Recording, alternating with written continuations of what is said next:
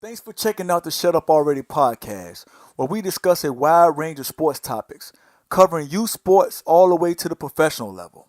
I'm your host, KA Everyday.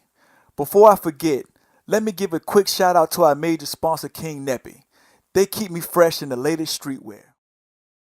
Let me first start off by letting the audience know that I don't just talk about sports, I also cover them. I'm a media photographer, which gives me up close access to sporting events, including the NFL.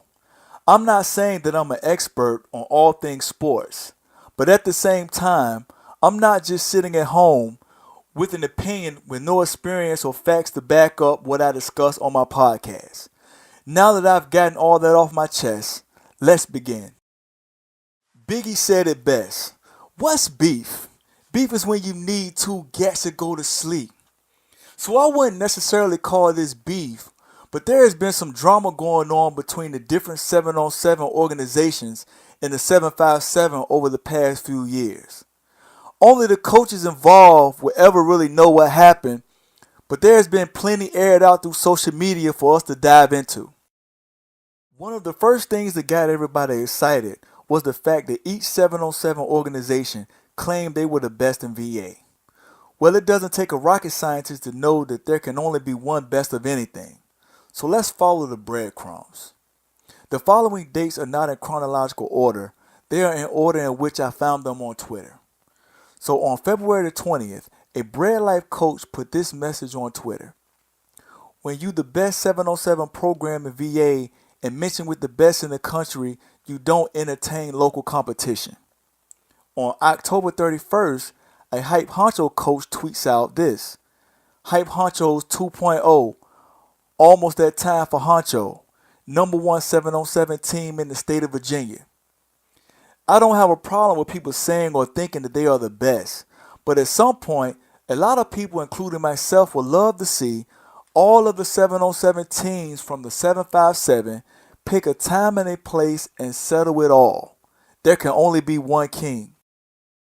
But the drama doesn't stop with all of the organizations feeling they are the best in VA. The coaches have been going back and forth with each other online, taking jabs at each other. On December the 11th, a Bread Life coach tweeted the following. Since everybody claimed they played a national schedule during 7-on-7, how come we didn't see y'all on no national tournaments in Atlanta? And no giving the falling down the stairs excuses, please. That message was sent directly to Metro Virginia and the Hype Honcho's 7-on-7 programs. The coach doesn't stop there. He goes on to say that he loves it when little brothers fight over second place. Y'all just jumping off the porch. We been doing this. We paved the way for all of y'all programs, so let's be clear.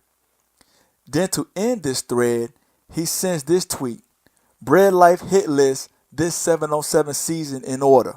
Number 1, Mach 1. Number 2, Hype Honchos. Number 3, Metro Football.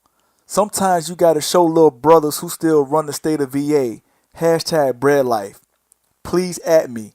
Hashtag All Smoke Season. Metro Football responds with a simple message that says, Barbershop Talk.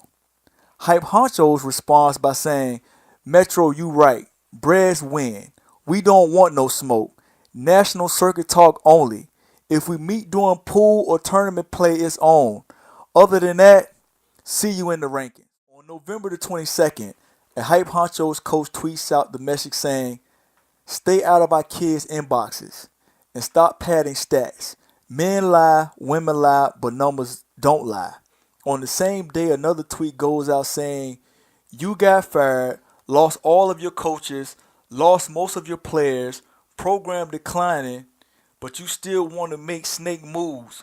Only kids hanging close to you is them kids with fake offers. Nobody was ever added in these messages, so like Pusha T says, if you know, you know. On September the 24th, the Ocean Lakes Dolphins beat the Cox Falcons 31-14.